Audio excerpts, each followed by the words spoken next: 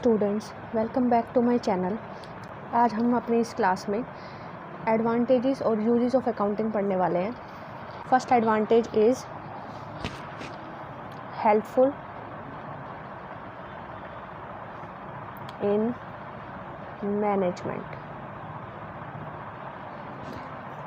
It means कि accounting क्या करती है, अकाउंटिंग मैनेजमेंट को हेल्प करती है डिसीजन मेकिंग में। कैसे कि फ्यूचर से रिलेटेड जो भी डिसीजन मेकिंग करनी होती है वो सारी चीज़ें अकाउंटिंग ही वो डिसीजन मेकिंग के लिए जितना भी इंफॉर्मेशन होती है वो अकाउंटिंग प्रोवाइड करती है मैनेजमेंट को, और जिसकी बेस पर मैनेजमेंट फ्यूचर के डिसीजंस ले पाती है। इसके बाद हमारा नेक्स्ट पॉइंट आता है एडवांटेजेस में, वो है प्रोवाइड्स सिस्टमैटिक रिकॉर्ड। ये पॉइंट हमने उस अकाउंटिंग की कैरेक्टरिस्टिक्स में भी पढ़ा था। Provides systematic record. अकाउंटिंग हमें क्या करती है, जो भी अकाउंटिंग इन्फॉर्मेशन होती है, जो भी इन्फॉर्मेशन होती है उसको सिस्टमैटिकली प्रेजेंट करती है। सिस्टमैटिकली प्रेजेंट करने से मतलब है कि जो भी इन्फॉर्मेशन है उनको एक सिस्टम के अकॉर्डिंग क्या किया जाता है, दिखाया जाता है। जैसे कि हम सबसे पहले जर्नल तैयार करते हैं, ठीक है, जर्नल बुक हम एक तैयार करते हैं, उसके अंदर पहले सारी रिकॉर्डिंग की जाती है। इसके बाद हम एक लेजर तैयार करते हैं, लेजर में डिफरेंट अकाउंट्स तैयार करते हैं, हम डिफरेंट अकाउंट्स तैयार करते हैं। उस पूरी जो भी हमने जर्नल तैयार की थी उस जर्नल के जितनी भी ट्रांजैक्शंस हैं उन ट्रांजैक्शंस के डिफरेंट अकाउंट्स तैयार किए जाते हैं, like purchase account, sales account, ठीक है। इस तरीके से हम लेजर तैयार करते हैं। लेजर करने के बाद हम ट्रायल बैलेंस बनाते हैं ताकि जो भी कुछ मिस्टेक हो वो एरर्स को हम क्या कर सकें, डिटेक्ट कर सकें। तो उसके लिए हम तैयार करते हैं ट्रायल बैलेंस। और इसके बाद ट्रायल बैलेंस तैयार करने के बाद हम बनाते हैं trading and profit and loss account. Trading and profit and loss account, trading and profit and loss account बनाते हैं। और इसके बाद हम बनाते हैं बैलेंस शीट। जो लास्ट स्टेप हमारा होता है वो क्या होता है, बैलेंस शीट होता है। तो इस तरीके से हम क्या करते हैं, हम सिस्टमेटिकली प्रेजेंट करते हैं अपने अकाउंट की, हमारे अपनी कंपनी की जितनी भी इन्फॉर्मेशन होती है तो अकाउंटिंग उसको क्या करती है, सिस्टमेटिकली प्रेजेंट करने में हेल्प करती है। इसके बाद हमारा नेक्स्ट आता है थर्ड एडवांटेजेस है हमारा इसका, enables comparative study.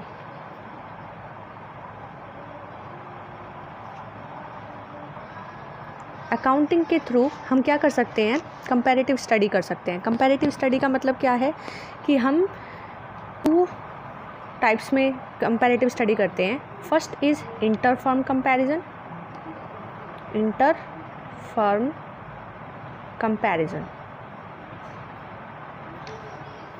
And second is intra firm comparison,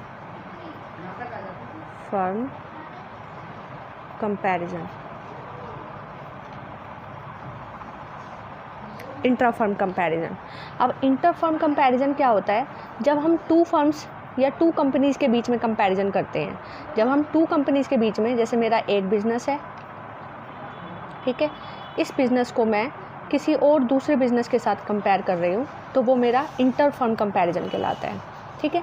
इसके बाद इंट्रा फर्म होता है जिसमें मैं अपनी ही बिज़नेस को डिफरेंट अकाउंटिंग पीरियड में कंपैरिजन कर रही हूँ। जैसे कि मैंने 2020 के अकाउंटिंग पीरियड में मेरी फर्म ने किस तरीके से परफॉर्म किया, मैंने उसको चेक किया। उसके बाद 2021 में मैंने कैसे परफॉर्म किया मेरे बिज़नेस ने, मैंने उसको चेक किया। इस तरीके से मैंने अलग अलग ईयर की अकाउंटिंग को चेक किया कि वो मेरे बिज़नेस में, मेरा बिज़नेस किस तरीके से वर्क कर रहा है, ठीक है। तो ये चेक करने को, इसको कंपेयर करने को हम क्या कहते हैं, इंट्रा फर्म कंपैरिजन बोलते हैं। इसके बाद हमारा नेक्स्ट आता है फोर्थ हमारा आता है helpful in assessment of tax liability.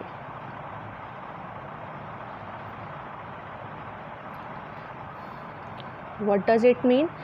इसका मतलब है कि अकाउंटिंग हमें ये भी हेल्प करती है कि हमारी टोटल इनकम, जो भी अकाउंटिंग से इंफॉर्मेशन मिल रही है कि हमारी इस साल की इस अकाउंटिंग पीरियड में हमने टोटल कितना अर्न किया है, हमारे प्रॉफिट्स क्या हैं, ये सारी इन्फॉर्मेशन इस इन्फॉर्मेशन से हम ये पता लगा सकते हैं कि इस ईयर में हमें टोटल कितनी टैक्स लाइबिलिटी पे करनी है, यानी हमें कितना टैक्स देना होगा। तो इससे हम क्या कर सकते हैं, टैक्स असेसमेंट भी कर सकते हैं। तो अकाउंटिंग हमें टैक्स असेसमेंट में भी हेल्प करती है। 5th पॉइंट हमारा आता है,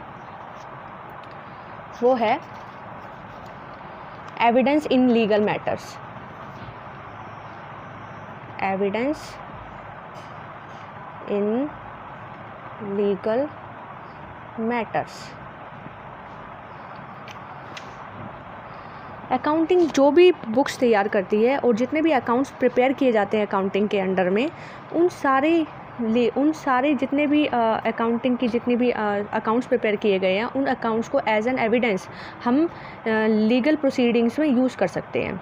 इसका मतलब क्या है कि अगर कोई भी हमारे अगेंस्ट, हमारी कंपनी के अगेंस्ट कोई भी क्लेम हो जाता है या कोई भी फ्यूचर कोई भी प्रोसीडिंग स्टार्ट हो जाती है, लीगल प्रोसीडिंग अगर हमारे कंपनी के अगेंस्ट स्टार्ट हो जाती है, तो इन सभी केसेस में ये लीगल एविडेंस की फॉर्म में यूज़ किए जा सकते हैं। ठीक है। अब इसके बाद हमारा 6th पॉइंट आता है।